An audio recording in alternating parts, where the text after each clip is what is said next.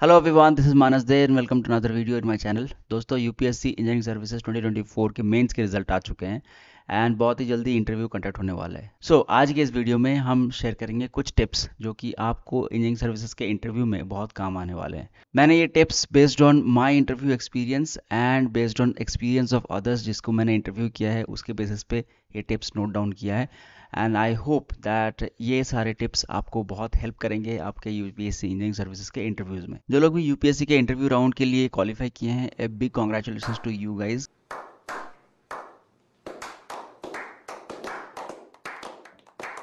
क्योंकि आप लोग ऑलरेडी 2 स्क्रीन्स को फिल्टर आउट करके निकल आए हो and this simply means that technically you are quite competent. अब यहाँ से सिलेक्शन होता है या नहीं होता है ये एक अलग बात है, बट यस, अगर आपने इंटरव्यू राउंड के लिए क्वालिफाई किया है that means that you have got some calibre in you and अपने आप को कम आंकना बंद कर देना आज से। जो लोग भी इंटरव्यू राउंड के लिए क्वालिफाई किए हो उनका सिलेक्शन परसेंटेज अब comparatively बढ़ गया है। Now selection percentage will be in the ratio of 3:1 to 4:1 depending on the vacancies। यानी कि for every 3% selected for interview round, out of that 1% को qualify करेंगे वो लोग final के लिए। So now the probability of coming in the final list is high, but at the same time it is difficult because यहाँ पे जितने भी लोग filter out होके आए हैं उन सारे के सारे लोगों के पास equal caliber है, almost equal caliber है। No doubt quantitative competition is less in the final round, but the qualitative competition is very very high क्योंकि जितने भी लोग filter out होके आए हैं they have got equally good caliber and they have got equally good technical knowledge। now जो interview session में है वहाँ पे कुछ different ही चीज़ें को एनालाइज किया जाता है and to a certain extent luck भी मैटर करता है यहाँ पे। सो आपको अपना बेस्ट देना है and for that these tips will help you a lot. So tips को एंड तक देखना एंड आई होप आपको टिप्स पसंद आएगा। टिप्स पसंद आए तो प्लीज़ वीडियो को लाइक करना एंड सब्सक्राइब करना मेरे चैनल को, ताकि आपको इस तरह के सिविल इंजीनियरिंग से रिलेटेड चीज़ें, करियर से रिलेटेड चीज़ें और भी आपको मिलता रहे एंड मुझे मोटिवेशन मिलता रहे। So push that like button and subscribe button below. I know many of you have still not done it. Please do it. It gives me a lot of motivation. Baki, let us jump on to the video.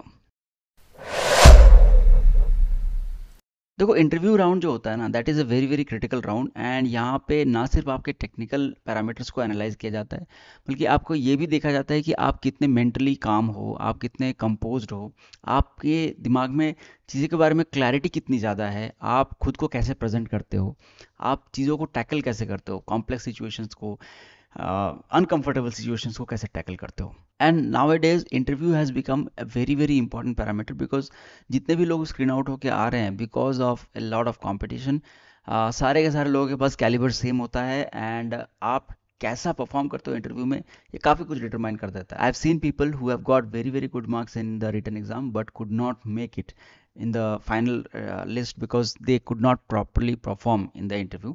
and at the same time I have seen people जिनका written में बहुत अच्छा marks नहीं था, average marks था, but interview में exceptionally अच्छा marks आ गया and because of that they could get a good seat. Also interview round ये भी डिटरमाइन करेगा कि आपका रैंक कैसा है। अगर भी आपका एग्ज़ाम बहुत अच्छा गया है, जो कि यहाँ पे आए हुए सारे लोगों का गया होगा, तो अब आपका रैंक कैसा आता है ये डिटरमाइन करने के लिए आपका इंटरव्यू राउंड मैटर करेगा and depending on your rank your department will be selected. So in a way your career is decided on how you are performing in the interview. So interview perform अच्छे से ही करना है, कोई भी चूक नहीं रखना है। Tip number 1 will be to understand the process of the interview. देखो, इंटरव्यू जो होता है ना, that is not just to assess your technical qualities because यहाँ पे जितने भी लोग आए हैं सब इक्वली क्वालिफाइड हैं, उनको पता है, पैनलिस्ट को पता है कि they are equally qualified and अगर आप बाई चांस आए हो तो ऑब्वियसली आप छट जाओगे, इसका वो मेक श्योर कर लेंगे। सो इंटरव्यू में टेक्निकल पैरामीटर्स के बिसाइड्स में आपका मेंटल अलर्टनेस देखा जाता है, आपका अनकंफर्टेबल सिचुएशंस में रिस्पॉन्स देखा जाता है, आपकी क्लैरिटी देखी जाती है किसी भी टॉपिक पे। मैंने अपने प्रीवियस वीडियोस में काफ़ी बार बताया है कि आप किसी भी टॉपिक को अगर पढ़ते हो ना, तो उसको इस तरह से पढ़ो कि आप किसी को पढ़ा सको। रादर मैं ये बोलूँगा कि आप किसी लेमन को समझा सको, इस तरह से आपको पढ़ाई करना है। एंड अगर आपने इस तरह से पढ़ाई कर रखी है तो interview will not be a problem for you. मोटा मोटा आप ये समझ लो कि आपका बैलेंस ऑफ जजमेंट देखा जाता है ओवरऑल इन इंटरव्यू। ज़रूरी नहीं कि वो जो चीज़ें पूछ रहे हैं हर चीज़ आपको आए, बहुत सारी चीज़ें हैं जो आपको नहीं आएंगी। तो जो चीज़ आपको नहीं आता है उसको आप कैसे टैकल करते हो, इस चीज़ को ज़्यादा एनालाइज किया जाता है आपके इंटरव्यू राउंड में। सो ओवरऑल आपका पर्सनालिटी ट्रेट एनालाइज किया जाता है। Tip number 2 will be know your डैफ properly. Now what is डैफ? डैफ stands for detail application form. जो लोग भी क्वालिफाई किए हो उन सब के मेल पे डिटेल एप्लीकेशन फॉर्म का फॉर्मेट जो है वो आ जाएगा, एंड आप सबको डिटेल एप्लीकेशन फॉर्मेट जो है वो अराउंड 15 to 20 डेज के टाइम पे भर के देना होता है। इसमें आपके पर्सनल डिटेल भरे जाते हैं, जैसे कि आपका पूरा नाम क्या है, आपके पेरेंट्स कहाँ हैं, आप कहाँ से बिलोंग करते हो, आप कहाँ पे काम करते हो, आपके हॉबीज़ एंड इंटरेस्ट क्या हैं, आपने प्रोजेक्ट्स क्या कर रखा है, आप अभी कहाँ काम कर रहे हो। देन आपका जो ऑर्डर ऑफ प्रेफरेंस है डिपार्टमेंट्स का वो भी आपको भरने के लिए बोला जाता है। तो ये सारी की सारी चीज़ें, ईच एंड एवरी डिटेल को जब भी आप भरते हो तो please be mindful about it. कोई भी चीज़ माइंडलेसली नहीं भर देना है। इवन हॉबीज़ एंड इंटरेस्ट के बारे में भी बहुत सीरियस क्वेश्चंस पूछे जाते हैं। सो आप डैफ में कुछ भी भरते हो तो प्लीज़ मेक श्योर कि you are honest in filling that up, and whatever you are feeling you should be knowing everything about it. टैब से रिलेटेड बहुत सारे क्वेश्चंस पूछे जाते हैं, चाहे वो आपका पर्सनल प्रोफाइल हो, चाहे वो आपका वर्क एक्सपीरियंस हो, चाहे आपका order of reference of department हो। Anything can be asked from them. Like मेरा पर्सनल एग्जांपल मैं देता हूँ। I belong to a coalfield area, and जब मैंने लिखा था उस एरिया के बारे में तो I had never mentioned it is a coalfield area, but you know जो पैनलिस्ट होते हैं ना, they are experts in every field. So उन्होंने जैसे ही वो एरिया का नाम सुना ना, they understood that there is a coal field area, and they started asking question about my locality, कि वहाँ पे किस तरह का माइंस है, कितने टाइप ऑफ कोल माइंस होते हैं, एंड देन उससे रिलेटेड काफ़ी सारे क्वेश्चंस पूछते गए जो कि सिविल इंजीनियरिंग से रिलेटेड है। तो बेसिकली क्या होता है ना कि वो एक पैरामीटर को उठाएंगे एंड सीरीज ऑफ क्वेश्चंस उससे पूछे जाते हैं। तो जितना भी क्वेश्चंस आप फ्रेम कर सकते हो अपने दिमाग में डैफ से रिलेटेड, उतने सारे क्वेश्चंस को आप नोट डाउन करो एंड उसके आंसर्स को ढूंढते रहो। आपके पास बहुत सारे क्वेश्चंस के आंसर्स नहीं होंगे, सारे के सारे क्वेश्चंस के आंसर्स ढूंढते रहो। आपके एरिया में कोई अगर इंपॉर्टेंट पर्सनालिटी हुए हैं तो उसके बारे में जानो। आपके एरिया में अगर कोई अभी रिसेंट में करंट अफेयर है हुआ है तो उसके बारे में जानो। अगर कुछ इंपॉर्टेंट मिनरल पाया जाता है तो उसके बारे में आप डिटेल से जानो। हर एक चीज़ जो कि यूनिक लगे उस सब के बारे में आप जान के रखो, ताकि any questions that is cropping up you are able to answer it. And ऐसा नहीं होगा कि आप सारे के सारे क्वेश्चंस का जवाब दे पाओगे, लेकिन अगर आप अपने डैफ से रिलेटेड डेटा के बारे में अच्छे से रिसर्च करके रखोगे ना, तो जो भी रिलेटेड क्वेश्चंस पूछेंगे ना उसको आप कहीं ना कहीं से रिलेट करके कुछ ना कुछ एनालिटिकल रीजनिंग दे के आंसर दे पाओगे। And whenever you are doing that, please be sure कि आप पहले मेंशन करो कि I don't know exact answer of this, but I can attempt this question with your permission, and then you start attempting that question. Similarly order of preference of department के बारे में भी बहुत सारे क्वेश्चन पूछा जाता है। फॉर एग्जाम्पल आपने सी एस रोड्स को फर्स्ट ऑर्डर में डाला है, सेकंड में आप सी एस डाले हो, एंड लास्ट में आपने बी आर ओ को डाला है। तो they can ask a question that order of preference आपने ऐसा क्यों दिया है, and you may be saying that I am interested in road works. जैसे ही आप ये चीज़ बोलोगे तो वो बोलेंगे कि यार अगर आप रोड वर्क्स में इंटरेस्टेड हो, सी एस रोड्स को आपने फर्स्ट डाला है, एंड बी आर ओ जो कि रोड वर्क का ही काम है उसको आपने लास्ट में डाला है, what is the reason behind that. And ध्यान रखना कभी भी आप ये मत बोलना कि remote location is an issue. The moment you say that ना, वो आपको लेफ्ट एंड राइट से ले लेंगे। सो रिमोट लोकेशन नहीं बोलना है, कोई भी ऑब्जेक्शनेबल चीज़ नहीं बोलना है। आप कुछ भी बोलो, डिप्लोमेटिकली बोलो एंड नॉन कॉन्ट्रोवर्शियल बोलो। एट द सेम टाइम आपको अपना ऑर्डर ऑफ प्रेफरेंस तो जस्टिफाई करना ही पड़ेगा। आप इस तरह के जस्टिफिकेशन दे सकते हो कि सी एस रोड्स में जो है वो बॉटम से लेकर टॉप तक का जो फॉर्म, आप इस तरह का एक्सप्लेनेशन दे सकते हो कि सी एस रोड्स में बॉटम से लेकर टॉप तक का जो हायरार्की है पूरा का पूरा जो है कैडर पोस्टिंग ही होता है, and that's why chances of promotion is better and working condition is better, क्योंकि इन कैडेड पोस्ट्स के लोग ही रहते हैं तो they can understand the problems and opportunities. तो इस तरह से मेरा वर्किंग कंडीशन अच्छा रहेगा सी एस रोड्स में as compare to B R O. So इस तरह का कुछ लॉजिकल डिस्क्रिप्शन आपको देना पड़ेगा to justify your DAF. Tip number 3 will be brush up your core subjects. देखो आपका कोई सा भी ब्रांच है ना, सिविल इंजीनियरिंग हो, इलेक्ट्रिकल इंजीनियरिंग हो, मैकेनिकल इंजीनियरिंग हो, उस ब्रांच से रिलेटेड कोई सा भी क्वेश्चन वो पूछ सकते हैं। एंड आपका जो भी ब्रांच है उस ब्रांच में कुछ एक ऐसे टॉपिक्स होंगे जो कि बहुत बहुत डिफिकल्ट होंगे एंड उसमें क्वेश्चन पूछे जाने के चांसेस ज़्यादा होंगे। तो यहाँ पे आपको उन सारे टॉपिक्स को अच्छे से ब्रशअप करके रख लेना है। ऑब्वियसली अगर आप यहाँ तक आ चुके हो तो आपका मोस्टली सारा का सारा टॉपिक वेल प्रिपेयर्ड होगा। तो ऐसा नहीं है कि आपको शुरू से लेके एंड तक अभी पढ़ना है, you know all those things, ठीक है, सारा का सारा चीज़ आपके दिमाग में है। तो अभी ये नहीं होगा कि वो न्यूमेरिकल क्वेश्चंस पूछेंगे आपसे, they will be asking you conceptual questions, and आपको उन क्वेश्चंस का आंसर जो है ना बहुत ही एनालिटिकल वे में देना है। Let me give you one example. जिस साल मैं क्वालिफाई किया था उस साल किसी से ये क्वेश्चन पूछा गया था कि सपोज करो कि एक बहुत बड़ा स्पैन है, आरसीसी का बीम है, एंड वो बीम जो है बीच से सैग कर गया, तो what will be your immediate remedy. Now most of the people who answer this question, उनका आंसर ये था कि जहाँ पे बीम सैग कर गया है वहाँ पे एक कॉलम इंट्रोड्यूस कर दो, एंड ये कॉलम जो है फर्दर सैगिंग को रोक देगा, एंड हमारा प्रॉब्लम जो है सॉल्व हो जाएगा। अगर आप इस तरह से आंसर करते हो तो you will be given average marks. ठीक है, नाउ इसी क्वेश्चन पे एवरेज टू अच्छा मार्क्स आप कैसे कर सकते हो ये मैं आपको बताता हूँ। देखो, जब भी आपको ये क्वेश्चन पूछा जाएगा ना, don't jump into the answer immediately, take your time, 10-15 seconds का टाइम लो, थोड़ा अपने आप को रीजनेबल बनाओ, एंड देन कंपोज वे में अपना आंसर दो। इसका आंसर ऐसे दे सकते हो कि पहले आप एनालाइज करो क्वेश्चन को। क्वेश्चन का एनालिसिस ऐसे हो सकता है कि सर ये जो बीम सैग किया है इसका दो रीजन हो सकता है सैग होने का। फर्स्ट, या तो जो एग्जिस्टिंग लोड्स हैं उससे ज़्यादा लोड दे दिया गया होगा स्ट्रक्चर को। दूसरा, कि जो स्ट्रक्चर है, एग्जिस्टिंग स्ट्रक्चर है, उसमें जो कंपोनेंट्स हैं उसमें डिग्रेडेशन आ गया होगा। हो सकता है कि स्टील में डिग्रेडेशन आ गया होगा या कंक्रीट में डिग्रेडेशन आ गया होगा, या नहीं तो फाउंडेशन सेटल हो गया होगा। अब आप सॉल्यूशन पे आओगे। नाउ अब आंसर कैसे दोगे आप? आंसर आप दोगे कि sir one solution will be to reduce the existing loads. If we can not reduce the existing loads, दूसरा सॉल्यूशन ये हो सकता है कि हमारा जो स्ट्रक्चर है उसके जो कंपोनेंट्स हैं उनको हम रीइंफोर्स कर सकें। नाउ रीइंफोर्समेंट कैसे हो सकता है?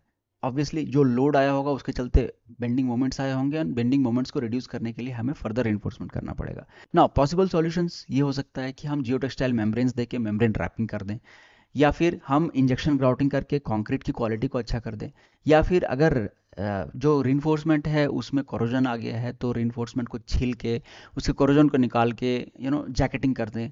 तो इस तरह के पॉसिबल सॉल्यूशंस हो सकते हैं। One alternative can also be कि हम बीच में एक कॉलम इंट्रोड्यूस करके बीम के स्पैन को रिड्यूस कर दें, but whenever we are doing that हम मोमेंट्स को अल्टर कर देंगे। I hope you are understanding this point कि अगर कोई सिंपली सपोर्टेड बीम है और बीच में आप कोई स्पैन इंट्रोड्यूस कर देते हो तो जो मोमेंट पैटर्न है वो चेंज हो जाता है। Now compression zone becomes tensile zone and tension zone becomes compression zone. तो अकॉर्डिंगली हमें जो है अल्टरनेट अरेंजमेंट्स फॉर रीइंफोर्समेंट देना पड़ेगा। अगर आप इस तरह से आंसर देते हो ना क्वेश्चन का, then you have secured above average marks. One और टू क्वेश्चंस अगर आप इस तरह से आंसर दे देते हो रीजनेबली एंड एनालिटिकल आंसर दे देते हो, then panellist will understand that yes this बंदा इज ओके। एंड अगर आपने कुछ हरकत नहीं किया तो आपको बहुत अच्छे मार्क्स मिल जाएंगे। एक या दो क्वेश्चन इनफ होता है। ऑन द कॉन्ट्रेरी, अगर आप सिर्फ बोलते हो कि सर एक कॉलम इंट्रोड्यूस कर देंगे एंड कॉलम इंट्रोड्यूस करने से हमारा सैगिंग रुक जाएगा and this is the solution, तो वो क्या समझेगा that this guy is a layman, he doesn't have the proper technical knowledge। तो ये मत समझने दो उसको। आपको अगर टेक्निकली सब कुछ आता है तो उसको वहां पे अप्लाई करना सिखाओ। एक और एग्जांपल देता हूँ जो मुझे पूछा गया था जब मैं इंटरव्यू के लिए गया था। तो I was working in Jharkhand Urja Vikas Nigam limited. It's a energy company, obviously एक स्टेट गवर्नमेंट का यूनिट है। तो उन्होंने पावर सेक्टर से रिलेटेड क्वेश्चंस पूछना शुरू किया मुझसे, and they asked about cooling towers, and they said that why cooling towers shape is hyperbolic in nature. Now, honestly speaking उसका आंसर मुझे नहीं पता था, but I took 10-15 second time and then fluid mechanics के principal से मैंने उसको explain किया कि to facilitate vertical movement of the hot air, cooling tower का जो शेप होता है वो ऊपर जाते जाते हाइपरबोलिक होता है। And for the technical parameters में मैं अभी नहीं जा रहा हूँ बिकॉज वीडियो बहुत लंबा हो जाएगा, but I think you got the point. The point is कि आपको कोई भी क्वेश्चन का आंसर एनालिटिक वे में देना है instead of simply jumping into the answer. The moment you are doing that in one और टू क्वेश्चंस ना, दैट इज इनफ, आपका इंटरव्यू वहीं पे खत्म हो जाता है। अब पैनलिस्ट पे डिपेंड करेगा कि वो इंटरव्यू को बढ़ाना चाहता है या फिर इंटरव्यू शॉर्ट रखना चाहता है। अगर आपने शुरुआत के ही एक दो क्वेश्चंस में इस तरह के एनालिटिक आंसर देते तो हो सकता है कि 20 मिनट्स में ही आपका इंटरव्यू खत्म हो जाएगा। My interview went up to 50 minutes. I don't know, हो सकता है कि पैनलिस्ट को आप इंटरेस्टिंग लगते होंगे एंड आपसे सवाल जवाब करने में उसको मजा आता होगा, तो they will start continuing the questions. And आप all you have to do, you don't have to be correct every time, okay? आप करेक्ट हो भी नहीं सकते every time. All you have to do is be reasonable and be analytical, and trust me, इससे 90% of the time आपका जो result आएगा ना वो बहुत ही अच्छा आएगा। आई secured 143 marks out of 200। So it is not very very high marks, but yeah, it is considered above average. Anything above 120 will be considered as above average. Anything above 140 will be considered as very very good, and 150 above is exceptional. Below 120 will be considered average, and below 100 will be poor. Below 100, like first बार जो मेरा interview मैंने दिया था and जिसमें मेरा नहीं हुआ था, आई सिक्योर 102 मार्क्स एंड मेरा नहीं हो पाया था. सो यू नो, आप एम करो कि एटलीस्ट 120 प्लस तो आना है. एंड अगर आपने कुछ हरकत नहीं किया, अगर आपका इंटरव्यू बिल्कुल ही गंदा नहीं गया, तो 120 तक तो आ जाता है generally. Tip number 4 will be stay updated with the current affairs.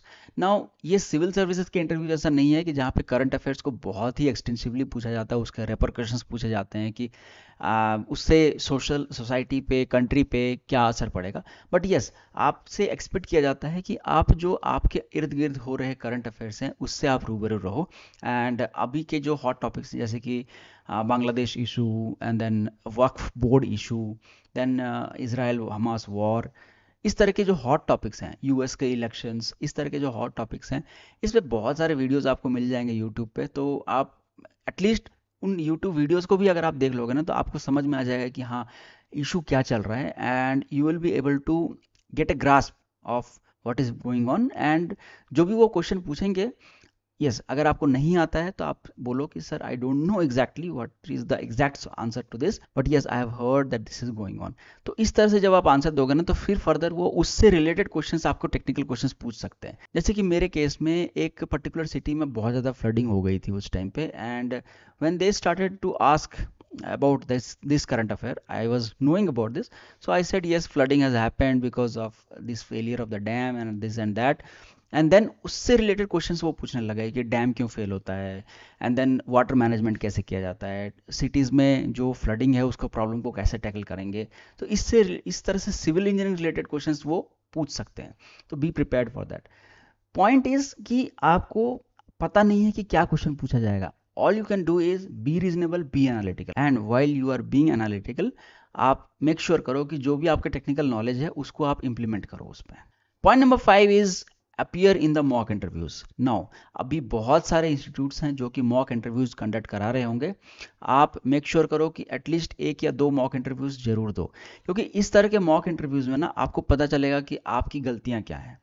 जैसे कि पोस्चर में बहुत सारी गलती होती है, आप कैसे घुसते हो उसमें आपको बहुत सारा सुधार करना होता है, आपका ड्रेसिंग सेंस कैसा होता है उस पर आपको बहुत सारा सुधार करना होता है. तो इस तरह की चीज़ों पे सुधार करने के लिए आपको मॉक इंटरव्यूज बहुत हेल्प करेंगे. कई बार हम फंबल करते हैं, किसी किसी का गला सूख जाता है पैनलिस्ट के पास जाने से. तो ये सारी चीज़ों का जो फियर है ना, ये तभी दूर हो पाएगा जब आप 1 या 2 मॉक इंटरव्यूज देखो. मैं टाइम एंड अगेन रिपीट करता रहता हूँ कि आप किसी भी तरह का एग्जाम दे रहे हो ना, उसका मॉक टेस्ट जरूर देना, क्योंकि मॉक टेस्ट जो है ना, वो आपका फियर फैक्टर हटा देता है. इंटरव्यू में फियर फैक्टर सबसे बड़ा फैक्टर है जो कि आपको बिगाड़ सकता है. एंड फियर फैक्टर को हटाने का एक ही तरीका है, आप खुद को अनकंफर्टेबल जोन में ले जाओ, आप उस फियर को फेस करो. And mock interviews are the perfect place to face that fear. Tip number 6 will be to develop a balance perspective. देखो, आपको पैनलिस्ट जो है ना, बहुत सारे ऐसे क्वेश्चन पूछ सकते हैं जो कि कंट्रोवर्शियल होगा. इन एनी केस आपको कंट्रोवर्शियल आंसर्स नहीं देने हैं. आपको एक बैलेंस्ड अप्रोच बना के चलना है, ना आपको फार राइट जाना है ना आपको फार लेफ्ट जाना है. until and unless they tell you to take a stand, you should be telling the pros and cons of everything. बिल्कुल रीजनेबल एंड लॉजिकल आंसर देना है. अगर कोई चीज़ रियली कंट्रोवर्शियल है तो उसको लॉजिकली समझाना है कि वो कंट्रोवर्शियल क्यों है, एंड वहाँ पे आपका स्टैंड आप ले सकते हो. Next step will be to improve your communication skills. आप कैसे कम्युनिकेट करते हो शुरू से लेके एंड तक इंटरव्यू में बहुत मैटर करता है कि आपका मार्क्स कितना आएगा. आप इंटर कैसे करते हो, आप वहाँ पे बैठते कैसे हो, आप इंटरव्यू के टाइम पे कहीं फंबल तो नहीं कर रहे हो, आपकी क्लैरिटी क्या है किसी भी चीज़ पे, कहीं आप अपना आंसर बदल तो नहीं रहे हो, एंड इन केस आप बदल भी रहे हो अपना ओपिनियन, तो how you are changing your opinion matters.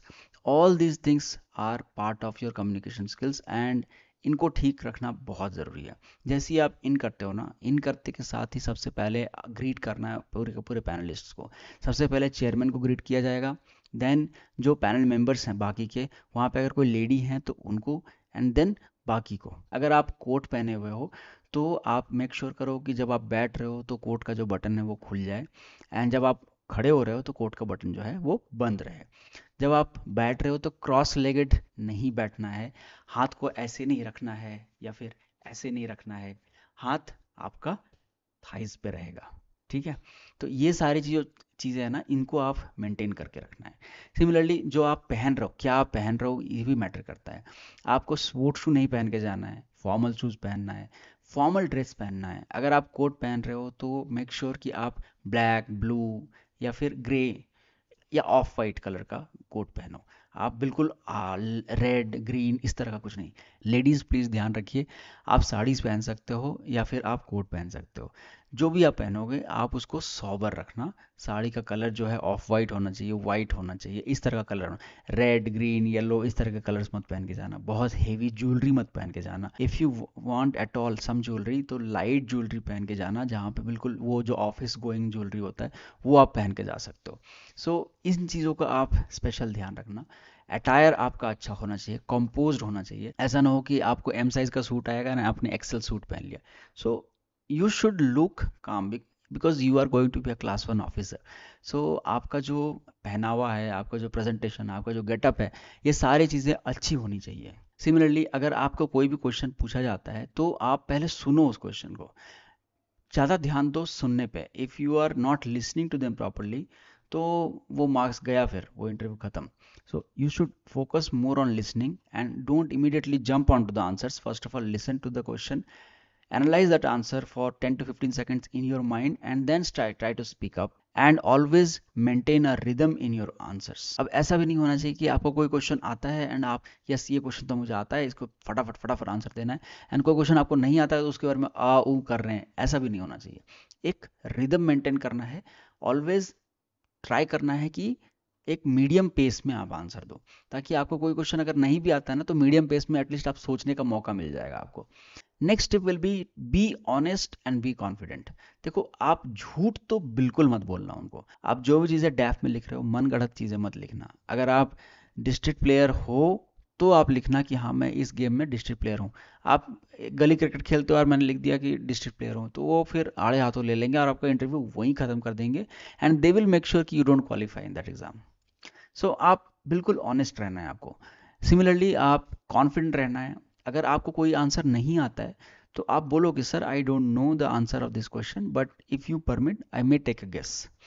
Similarly अगर डिस्क्रिप्टिव क्वेश्चन है और आपको नहीं आता है तो सिंपली आप बोलो कि I don't know the answer to this question but based on my knowledge in other subjects I can make descriptive analysis if you permit, and then आप डिस्क्रिप्टिव एनालिसिस बता सकते हो। अगेन अगर आपको कुछ नहीं आता है तो ना बोलने का भी तरीका है। ऐसा भी नहीं है कि ना बोलोगे तो आप मतलब ऐसा दिखा रहे हो कि मैंने कुछ गुनाह कर दिया, ऐसा भी नहीं होना चाहिए। Okay I don't no this question, you should be confident, confidence should be shown in your face. ना आपको बहुत लाउड होना है, ना ही आपको बहुत क्वाइट होना है। आपको एक रीजनेबल ऑडासिटी टोन फॉलो करना है, जिससे कि उनको सुनाई तो दे but at the same time arrogant ना लगे आपका आवाज़। अगर पैनलिस्ट मूड को लाइटन अप करने के लिए कुछ जोक मारते हैं तो बहुत जोर से ठहाके मत मार के हंस देना।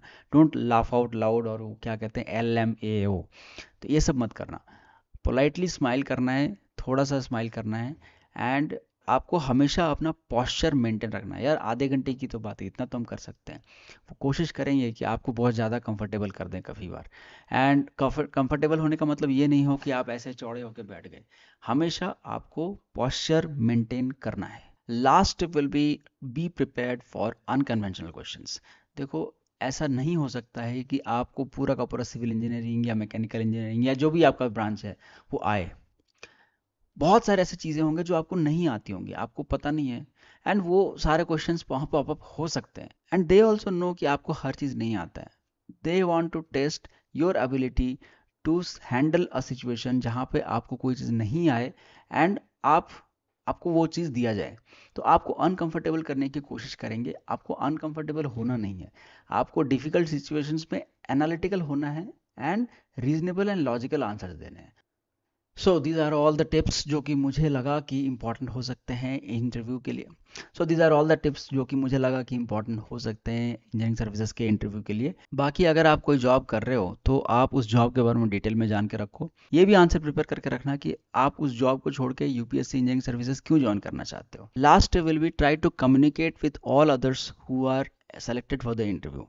And one such step will be to join a WhatsApp group. बहुत सारे ऐसे लोग होंगे, आई होप अभी तक व्हाट्सएप ग्रुप बन गए होंगे आप लोगों के। जितने भी लोग इंटरव्यू में जाते जाओगे उनके क्वेश्चंस जो हैं अगर आप ड्रॉप इन करते जाओगे ना, तो 10 to 15% ऐसे क्वेश्चंस मिल जाते हैं जो कि रिपीट होते हैं एंड जिसके आंसर्स आपको बहुत हेल्प करते हैं। हो सकता है कि एग्जैक्ट क्वेश्चन नहीं पूछा जाएगा, रिलेटेड क्वेश्चन पूछा जाएगा। तो आप इस तरह का कम्युनिकेशन गैप मत बना के रखना। अगर आप चाहते हो तो I will open a community group also here, तो do let me know in the comment box what do you want. And मुझे ऐसा लगता है कि आप लोगों ने अभी तक ऑलरेडी व्हाट्सएप ग्रुप बना लिए होंगे, अगर बना लिया है तो it's good. So that's it for today's video guys. I hope आपको वीडियो पसंद आया होगा। वीडियो पसंद आए तो प्लीज़ वीडियो को लाइक करना एंड सब्सक्राइब करना, अपने फ्रेंड्स के साथ भी शेयर करना ताकि they also get motivated for engineering services examination. Civil engineering के लिए IES is one of the best platforms in India to excel their career. So I wish you guys all the best for the interview and see you in the next video. तब तक के लिए bye bye.